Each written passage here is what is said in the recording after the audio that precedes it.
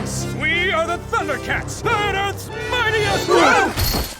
Many fans will remember the 80s as a glorious decade full of animated TV classics. Saturday mornings in front of a chunky TV set were never complete until we heard the sweet sound of the ThunderCats theme song. The feline fighters of Thundera grew a cult following that warranted not one but two remakes. But just how much has the most recent 2020 ThunderCats Roar series reboot changed from the 1985 original? We're giving you all the answers. I love learning lessons. Number 1.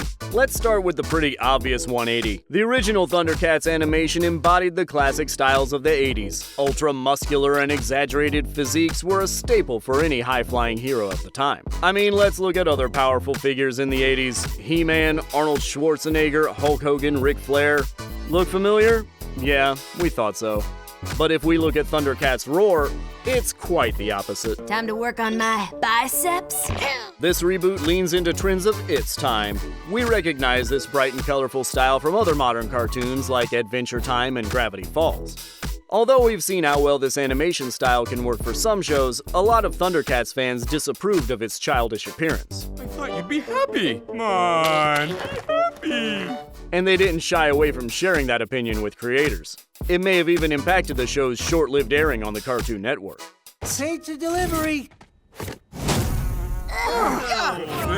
Number 2. This feels lighter than we remember. Given the reboot's colorful animation style, there was bound to be a big change in the tone of episodes. The original show did include some humor, but not to the extent of this reboot. One of the show's producers, Victor Courtwright, even said that he used the fun, comedic parts of the original as inspiration for a more kid-centered feel for the reboot. The modern ThunderCats are chock full of self-mocking comments mid-battle, cheesy puns, and wacky stunts. Looking back at the serious dialogue and tone of the original, you might even have a hard time believing it was aimed at pretty young kids at the time. So if you want to ditch the intensity for some comedic relief, ThunderCats Roar is your best bet. We got beat up real bad trying to cheer you up. Real bad. Number 3. Despite obvious changes, one thing the reboot stays true to is the ThunderCats origin story. The 2011 reboot of the show was known for its bold move to completely rebuild a new lore for fans. But ThunderCats Roar producers were intentional in honoring the original history of the humanoids. They spelled it out for fans right in the opening title. Each scene depicts the character's journey from Thundera to crash landing on Third Earth and fighting off familiar foes like Mumra. Number 4. Speaking of the opening title, this is definitely new. We still get to see some of the staple moments from the original opening like Third Earth, the Cat Lair, and even the Sword of Omens. But we're getting a taste of how these two shows are very different just in the opening. When the gang gets introduced in the original with those powerful headshots, we can't help but get fired up. It's almost like watching the Avengers assemble, big superhero energy. In the reboot, the characters pop up out of the ground after their crash. It jumps right into the quirky stunt comedy that this crew is all about. Okay, that's not exactly true, but... Number 5. Seems heroes in tights are a match that just won't quit. It was a well-known fact that cartoons in the 80s were basically a 20-minute commercial to sell action figures. So we're not really surprised that the original ThunderCats costume designs were a mix of WWE and rock bands like Kiss. In the reboot, animators decided to stick with Lion-O's rock and roll hair, Panthro's spiked suspenders, and even Cheetara's knee-high boots. But the style is pretty toned down. Let's face it, Lion-O looks like he went from wrestling Hulk Hogan to wrestling your cousin in a stinky high school gymnasium. How did you know it was me? Well, looks like you forgot to take the tag off your weird costume. Number 6. In the original series, Lion-O was calculated and confident. He called the shots. He is the son of Claudius. They don't just go giving out the title of Lord of the ThunderCats to anyone, now do they? But given the more lighthearted nature of the reboot, Lion-O isn't exactly the same type of leader. He's more of a fake-it-till-you-make-it type of cat here. But hey, he still knows how to work that Sword of Omens. We'll give him that. Thing is, since we thought you blew up, we decided I would be Lord of the ThunderCats. Number 7. Fans of the original show will remember another detail in Lion-O's history. It means you're an adult. Yeah, it means you're basically the same as Tygra. He's living with the brain of a young child in a grown man's body. When the crew evacuated Thundera, they were put into pods to preserve their current form through space travel. Somewhere along the way, Lion-O's pod didn't hold up, so his body aged ahead of his mind. It was part of his struggle as a leader and in finding his maturity.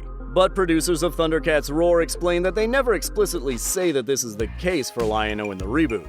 Is he still a child, or is he just a goofy adult in this version? I'm gonna teach you how to truly be king. Okay, Papa. Number 8. Everyone's favorite smallest member of the crew looks different. In the reboot, not only does Snarf look totally different, but he seems to have lost his voice. Creators decided Snarf wouldn't be able to speak in this version. Oh, and they also happen to reveal later that he's a robot? We don't think we were ready for this. Got any more robot tricks to get us up that wall? Number 9. Cheetara has pretty much always been the definition of girl power. This time around, we're not so focused on romantic relationships with her fellow humanoids like we saw in the original with Tygra. And we're certainly over the whole love triangle moment between her, Tygra, and Lion-O from the 2011 reboot. In this version, she's back to using her incredible speed and pretty much just being awesome. He'll never be as fast as me. I'm the best at being fast. Number 10.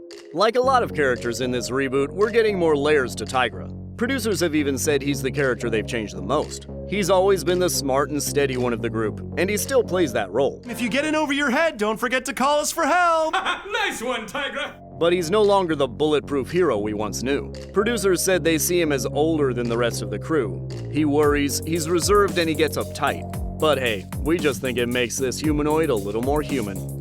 Also, there seems to be no mention of his ability to turn invisible here. Can he still do that? Let's teach this guy some manners. ThunderCats, hey! Number 11. Is that Elvis? The feline fighters have a whole new level of star power we never knew about. In episode 45, Swampy Johnny, an obvious reference to Elvis, serenades Cheetara into living in his swamp with him. The crew even joins as backup singers. Well, I guess that cool song answered all your questions. In episode 3, Lion-O breaks out into a solo singing about how much of a great independent leader he is. Although some of these are pretty catchy, it's definitely not something we would have seen in the original show. Number 12. While the original series had 22-minute episodes, the 2020 version had only half that time. That's right, creators of the reboot had a mere 11 minutes for each episode, so producers had to make the pace much faster to pump out a storyline in that short time. That might explain the choice for a more simplistic animation style in order to save time creating each episode. But even with half the time, the reboot has no lack of quick and constant action. Nice of you to join us for the big finale. Whether you prefer the original 1985 ThunderCats that started it all, or the new comedic and lighthearted version of the crew we saw in 2020, a lot has changed for the humanoids from Thundera. But hey, a lot has changed since the 80s in general, wouldn't you say? We want to know, should reboots honor the original by keeping the same look, or do creators need to get with the times and change things up? Let us know in the comments, and remember, subscribe to The Things Animated to find out more about your favorite animated shows and movies.